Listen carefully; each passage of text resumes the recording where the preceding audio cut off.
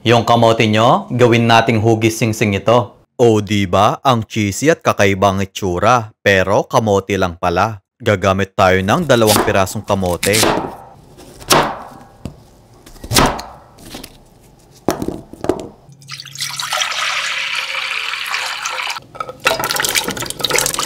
Then, ilalaga lang natin to ng ilang minuto.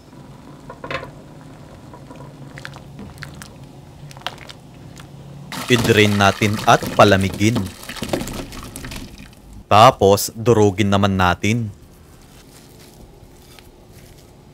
Maglagay tayo ng 1 tasang rice flour, kalahating kutsaritang paminta at asin. Guys, rice flour ang gamitin nyo. Huwag yung glutinous rice flour dahil magkaiba yun. Nagbuhos lang ako ng konting tubig.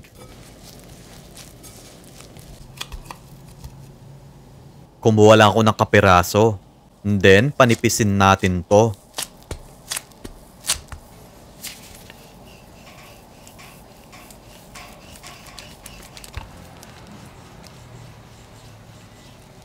Gagamit ako ng 2 takip dito.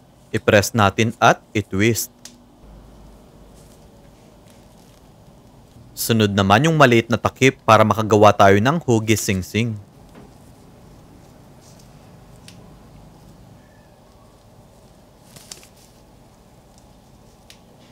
Magpainit na tayo ng mantika.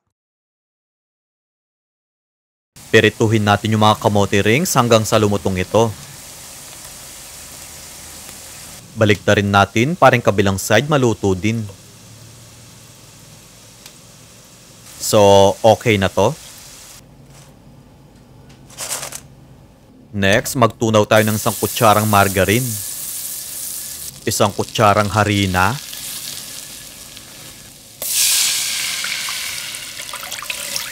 Nagbuhos ako ng kalahating tasang tubig. 40 grams quick melt cheese. 50 ml evap. At 1 kutsarang cheese powder. Babalutan ko ng sauce yung kamote rings ko. Pero kung gusto nyong mapanatili ang pagka-crispy nito, isawsaw mo na lang sa cheese sauce nyo. O diba, ang ganda ng itsura. Ma-cheese na tapos masarap pa. So yun guys, nakaluto na tayo. Kaya naman, tikman na natin to.